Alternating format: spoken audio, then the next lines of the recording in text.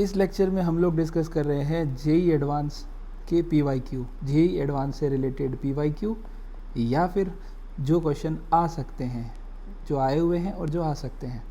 उसके लिए एक छोटा सा कॉन्सेप्ट मैं आपको देना चाहूँगा। जो बफर सॉल्यूशन होते हैं, सपोज़ कि वीक एसिड वाला बफर सॉल्यूशन है, तो वीक एसिड का बफर सॉल्यूशन वीक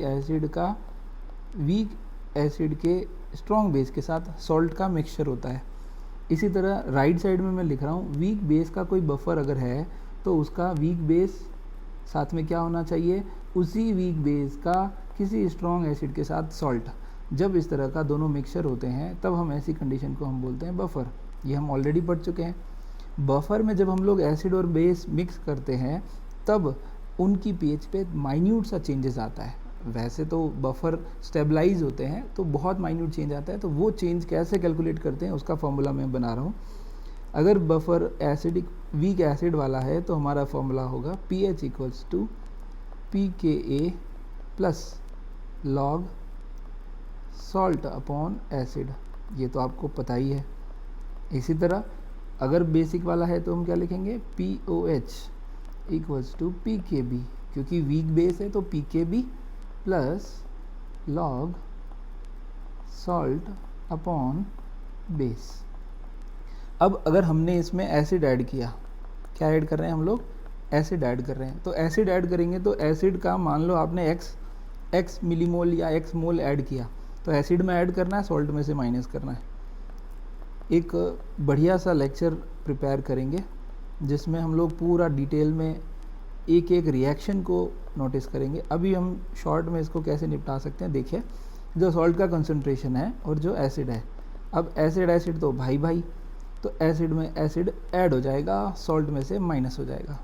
अगर आपने बेस ऐड किया, सपोज y मोल्स ऐड किया, तो pH का फॉर्मूला क्या हो जाएगा, pKa plus log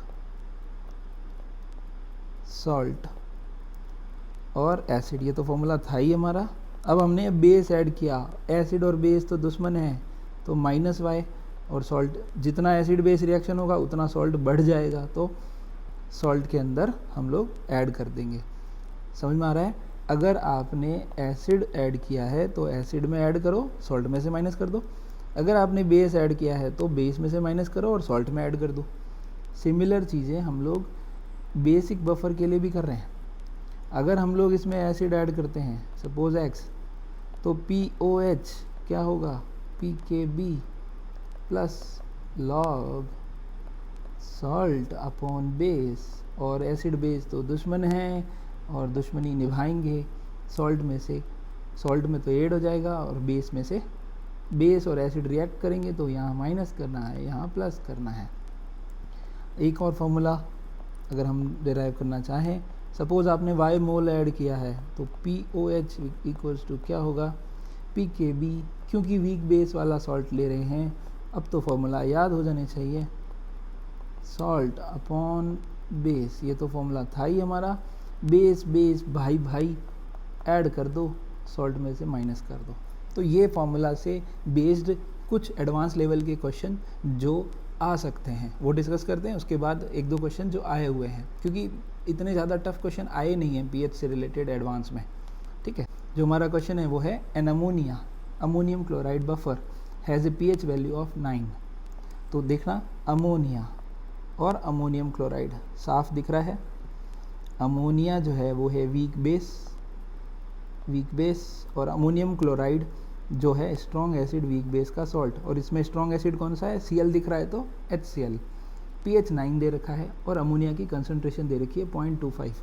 bye how much the pH will change if 75 ml of KOH will be added to 200 ml buffer solution. Okay, और Kb भी दे रखा है।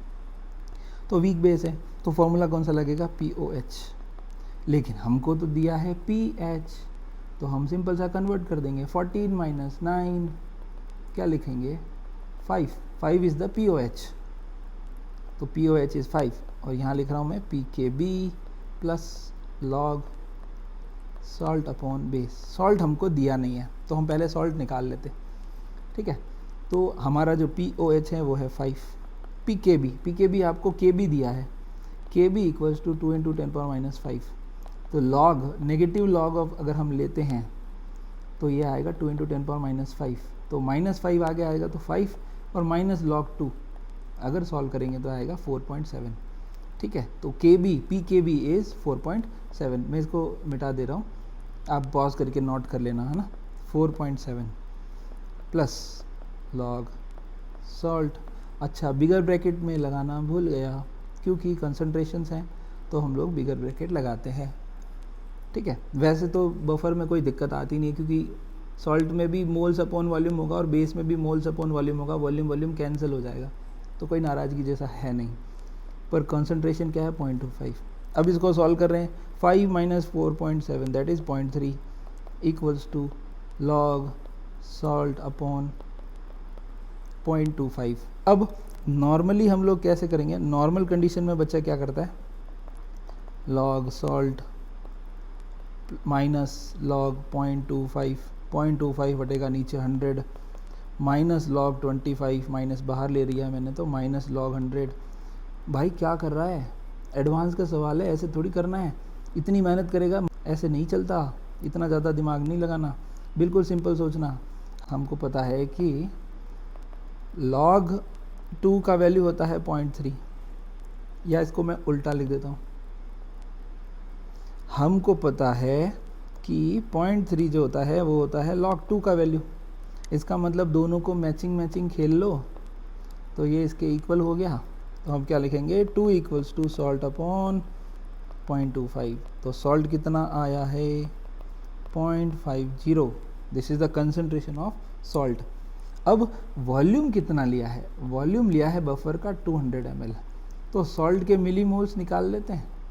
तो सॉल्ट के मिलीमोल्स आएंगे 0.50 × 200 दैट इज़ 100 मिलीमोल्स। और बेस के मिलीमोल्स कैसे निकालोगे, जो आपका कंसंट्रेशन गिवन है वो, और हमने 200 ml लिया है, तो दोनों को मल्टीप्लाई करेंगे 25 × 2 दैट इज़ 50, और 00 नीचे आ ही रहा है 50 मिलीमोल्स। अब हम ऐड कर रहे हैं KOH, तो यहाँ से बाजी पलट देते हैं। KOH जो हम ऐड कर रहे हैं वो हम लाए हैं 75 ml 0.1 m, दोनों को मल्टीप्लाई करना है। फर्स्ट जो हमारा पार्ट 1 था pH कैलकुलेशन का, उसमें बताया था मल्टीप्लाई करो मिलीमोल्स लेके आओ, तो मिलीमोल्स आ गए हैं 7.5। ठीक है, मिलीमोल्स, ये भी मिलीमोल्स हैं। ठीक है, मिलीमोल ऐसे लिख देता हूँ, m मोल है ना, आप समझ जाएंगे, मिलीमोल्स। अब formula POH equals to PKB plus log salt upon base. अब आपने बेस डाला है तो बेस तो ऐड होगा, सॉल्ट में से माइनस होगा, बेस भाई ऐड कर दो, सॉल्ट में से माइनस कर दो, तो POH विल बी PKB, नया POH हमको निकालना है, PKB तो वही रहेगा 4.7 प्लस log सॉल्ट कितना है 100, बेस कितना आया है 7.5, बेस कितना था 50 मिलीमोल, 0.25 कंसंट्रेशन था लेकिन 200 ml लिया है इसलिए वो 50 मिलीमोल हो गया, और इसमें ऐड कर दो 7.5, तो POH will be 4.7 plus log क्या आ रहा है 100 - 7.5, 100 - 7.5 दैट इज़ 92.5, और ये नीचे ऐड हो गया है 57 इसको जब हम log सॉल्व करेंगे, ये ऑलमोस्ट जो log आएगा ना वो log आएगा कितना ओवर ऑलमोस्ट, अगर मैं डायरेक्टली बताऊँ आपको तो 0.2 वैल्यू आ रही है। ये कितना आ रहा है log 92.5 अपॉन 57.5, इसको आप सॉल्व करेंगे तो 0.2 वैल्यू आएगी, तो POH आ जाएगा 4.9, तो pH विल बी 9.1। और क्वेश्चन में पूछा है change, numerical answer type question आएगा, pH चेंज पूछा है, तो पहले 9 था अब हो गया है 9.1, तो delta pH change in pH will be 9.1 - 9 that is 0.1 is the final answer. Okay है, आगे बढ़ रहे हैं, अगला सवाल देखते हैं। ए solution is prepared by dissolving 15 gram of acetic acid. Okay, सबसे पहला काम 15 ग्राम एसिटिक एसिड जो है उसको मोल में कन्वर्ट कर देते हैं। ज़्यादा आसान चीज़ें यही होती है कि एसिटिक एसिड क्या है 15 ग्राम, तो उसके मोल्स निकाल लेते हैं। 15 ग्राम से उसका मोलर मास होता है 60, तो ये आ गया है 0.25 मोल्स। 0.25 मोल्स, लेकिन कैलकुलेशन सारी मिली मोल्स में होगी, तो मैं इसको 250 लिख देता हूँ, 250 मिली मोल्स। सोडियम एसीटेट क्या है? सोडियम एसीटेट, एसीटेट मतलब एसिड में से हाइड्रोजन निकाला है और सोडियम ऐड किया है, मतलब एक H निकाला है 1 उसका मोलर मास, और सोडियम ऐड हुआ है जिसका मोलर मास होता है 23, तो 82 आ जाएगा लगभग। कितना? 82। तो 25 ग्राम सोडियम एसीटेट लिया है, 82 is the molar mass of sodium acetate, so it will be around 0.30 moles. तो इसको हम कैसे लिख सकते हैं? 300 मिलीमोल्स। अब क्या किया है? What is the pH of this solution? तो पीएच, पी बफर है, बफर दिख रहा है, बफर दिख रहा है, वीक एसिड, वीक एसिड का स्ट्रॉन्ग बेस के साथ सॉल्ट, स्ट्रॉन्ग बेस का नाम दिख रहा है सोडियम हाइड्रोक्साइड, तो pH pKa plus log salt upon acid. ठीक है, कंसंट्रेशन की बातें हैं, टोटल वॉल्यूम डिवाइड करेंगे, वॉल्यूम डिवाइड हो ही जाएगा, तो फिर सॉल्ट और भी एसिड में सिर्फ मिलीमोल लिख देंगे तो भी हमारा काम हो जाएगा। तो हमारा पीएच क्या होगा? pKa गिवन है क्या? pKa गिवन है 4.7 प्लस लॉग सॉल्ट, सॉल्ट कितना है भैया? 300 मिलीमोल, एसिड कितना है भैया? 250 मिलीमोल। तो इनको डिवाइड करेंगे और इसको सॉल्व करेंगे तो फाइनली हमारे पास जो आएगा वो आएगा 4.78। This is the final pH. तो ए का आंसर आ गया है 4.78। अब बी क्या है? What would be the pH of the solution after 25 ml of 0.25 m NaOH is added? Base add कर रहे हैं, क्या ऐड कर रहे हैं? Addition of base. अब इसके मिलीमोल्स निकाल लेते हैं, 25 ml 25, ठीक है। तो NaOH के मिलीमोल्स कैसे निकालेंगे? 0.25 इंटू 25 मतलब 625 अपॉन 100 है ना, ये 6.25। अब आपको फॉर्मूला याद है, नया पीएच पूछा है, पीएच इक्वल्स टू क्या होगा? pKa plus log salt upon acid, और हमने ऐड किया है बेस, बेस और एसिड दुश्मनी निभाएंगे, तो जितना भी ऐड किया है वो माइनस होगा, इधर प्लस हो जाएगा। ओके, तो नया पीएच आपको निकालना है, pKa 4.7 गिवन है, लॉग सॉल्ट, सॉल्ट कितना था? 300, उसमें से गया 6.25, एसिड कितना था? 250, उसमें ऐड हुआ 6.25। आपके मन में अगर आ रहा हो ना किसी ने वॉल्यूम डिवाइड क्यों नहीं किया, टोटल वॉल्यूम कितना हो जाएगा? देखो टोटल वॉल्यूम जो इनिशियल सॉल्यूशन का वॉल्यूम था वो कितना था? 750 ml, ठीक है। बाद में आपने 25 ml मिलाया तो 750 775, ओके। तो यहाँ जब आप ये इसके अपॉन 775 करोगे या इसके भी अपॉन 775 करोगे तो सेंस क्या बनता है ना? ये बात पहले भी बोल चुका हूँ, बफर में कोई दिक्कत आती नहीं है। यहाँ भी अगर आप सबके ही अपॉन में 775 करोगे तो कोई टेंशन वाली बात तो है ही नहीं।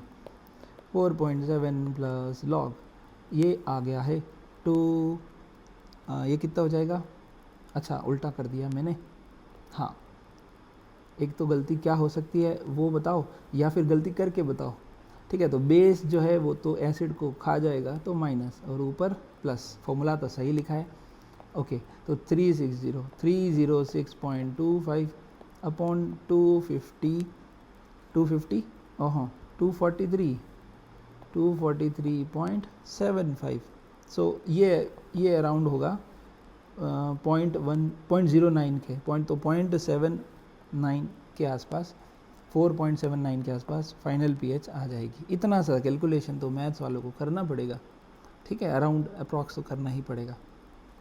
तो ये दो सवाल जो ऐसे थे जो आए नहीं हैं, आ सकते हैं। ओके, अगला क्वेश्चन जो है वो आया हुआ है 2022 के अंदर, जेई एडवांस के अंदर, उसको डिस्कस करते हैं। ए solution is prepared by mixing 0.1 mole of each. ओहो हो, इन सबको मिक्स किया है, बड़ा खेल कर रहे हैं ये लोग। मिक्स किया है H2CO3 को, फिर मिक्स किया है NaHCO3 को, फिर Na2CO3 को, और फिर NaOH को। आपको ऑर्गेनिक का कोई क्वेश्चन कर रहे हो या फिजिकल का कोई भी, सबसे फास्ट जो रिएक्शन होती है ना वो होती है एसिड बेस।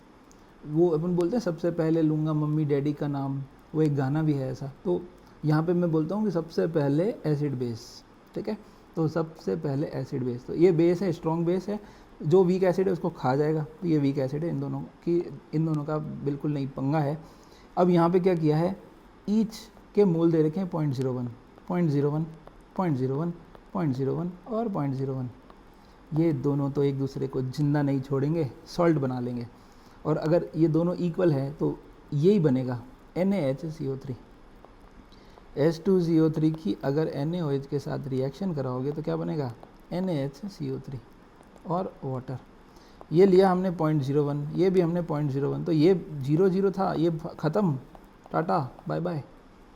तो फाइनली क्या बनेगा 0.01, 0.01 ये NaHCO3 बनेगा। अगर NaHCO3 बनेगा तो एक बार मैं इसको मिटा देता हूँ ताकि हम लोग इसको जगह का उपयोग कर पाएंगे। तो ये तो ख़त्म हो गया, ये भी ख़त्म हो गया, बचा क्या ये।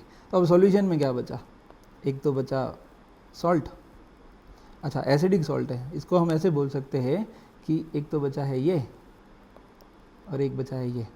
तो ये तो है कम्प्लीटली सॉल्ट और ये है हमारा एसिड, क्योंकि इसमें H है तो फॉर्मूला लगाएंगे बफर का। तो pH इक्वल्स टू pKa। अब pKa यहाँ पे 2 बार होता है, पहली बार में इसके लिए लिखते हैं तब लिखते हैं pKa, और जब इसके बाद लिए लिखेंगे तो क्या लिखेंगे pKa2, pKa1, pKa2, क्योंकि हमने ये वाला सॉल्ट लिया है तो इस सॉल्ट के लिए pKa2 यूज़ करेंगे plus log salt upon acid.